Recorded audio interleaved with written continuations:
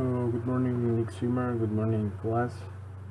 Today I will talk about decision making, but I will talk about the two things that our professor told us in class. That was satisficers and maximize person. So, in this video, I will talk to you about what is a maximized person and what is a satisfied person and difference between of these two, and why it's important for us to know if we are a satisfier or a maximizer. So first of all, I will talk you about the definition that our professor tell us in the class of a satisfier. A satisfier is a person that make decision in action once they have the criteria, and this doesn't mean that they are going to the integrity. So this type of people don't take like long time.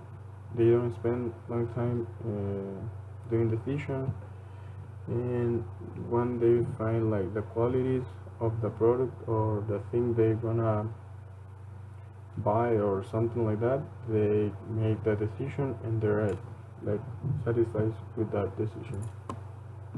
So now I will talk you about the maximizer.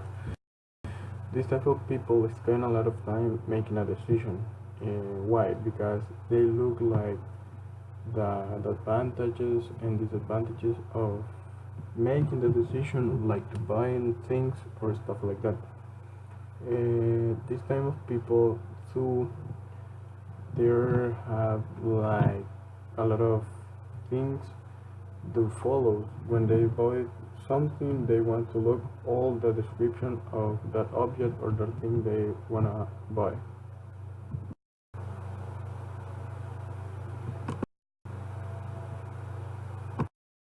So now I will talk you about the difference between maximizer and satisfier. So first of all, the maximizer are a person that they look like the best option, and they have to spend more time, and they compare decision, like if they have two objects, they compare like the two objects and what is like the best for them, and they are always like unhappy with the decision they take.